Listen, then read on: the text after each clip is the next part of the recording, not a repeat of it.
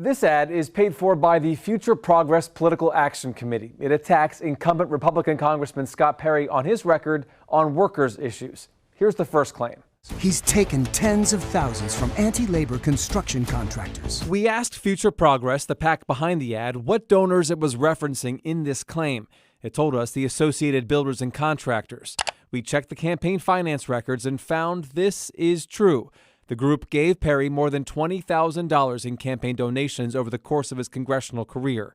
As far as the anti-labor description, that's subjective and not a part of this fact check.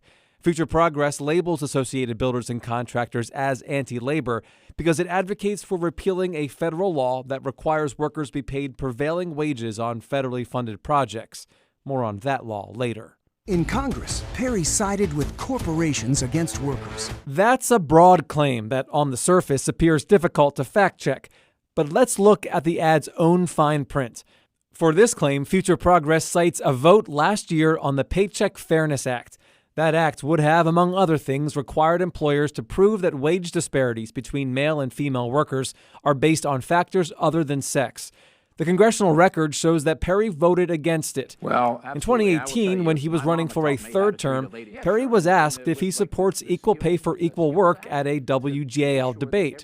He said yes. This is actually fairly simple. One standard for everybody. You do the work, you get paid the wage. In a statement to News 8, Perry's campaign says wage discrimination based on gender is already prohibited under federal law, and that Perry voted against the Paycheck Fairness Act because he believed it would serve the interest of trial attorneys who will profit off the never-ending stream of class action lawsuits. So as for the ad's claim, we find it is true Perry voted against the bill cited. But whether that means he sided with corporations against workers is too subjective for us to check.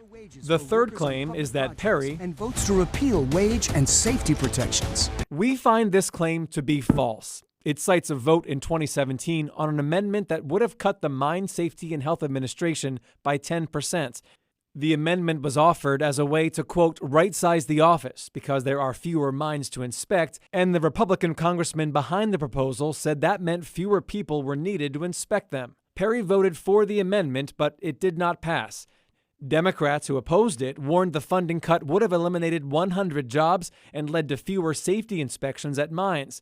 But the claim here is that the vote was to repeal wage and safety protections, and that's not true.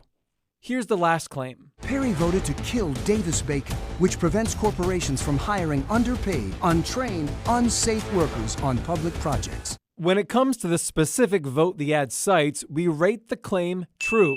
In 2018, Perry did vote for an amendment in the FAA reauthorization bill that would have prohibited any of the money in the bill from being used to implement, to administer, or enforce the prevailing rate of wage requirements. That is a protection that guarantees workers hired for federally funded projects above $2,000 cannot be paid less than contractors doing similar projects in the same area. In 2015, Perry was a co-sponsor of a bill that would have eliminated Davis-Bacon altogether, though the bill never went to a vote. Perry's campaign says the congressman believes Davis-Bacon drives up government-funded construction costs and limits competition. Advocates for it, though, say the law's pay requirements ensure that contracts won't go to firms who would use less skilled workers for lower quality work, which is Future Progress's defense for the last part of the claim. But that part also is too subjective for us to check. Matt Barquero, WGAL News 8.